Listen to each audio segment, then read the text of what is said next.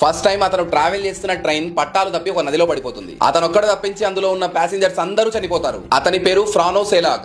ఇతను సాధారణమైన వ్యక్తి కాదు.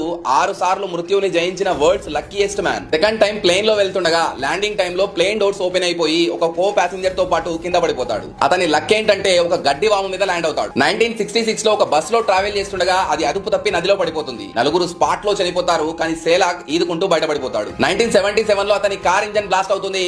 మైనర్ ఇంజరీస్ తో ఇక్కడ కూడా బతికిపోతాడు. మళ్ళీ 1983 లో పెట్రోల్ పైప్ లీక్ అయిపోయి అతని కార్ కాలిపోతుంది.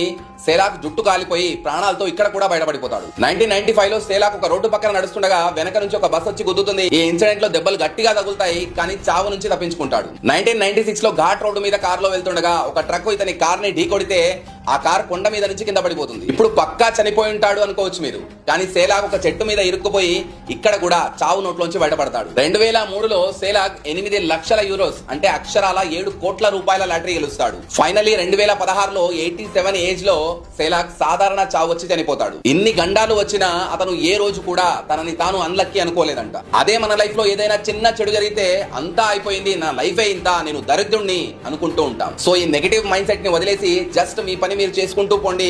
మీకు దక్కాల్సింది, మీ రాతలో ఉన్నది ఏదో ఒక రోజు మీకు పక్కా దక్కి తీరుతుంది. ఇక్కడి దాకా కనుక మీరు వీడియో చూసి ఉంటే లైక్ చేసి ఎస్సరి కమెంట్ చేయండి.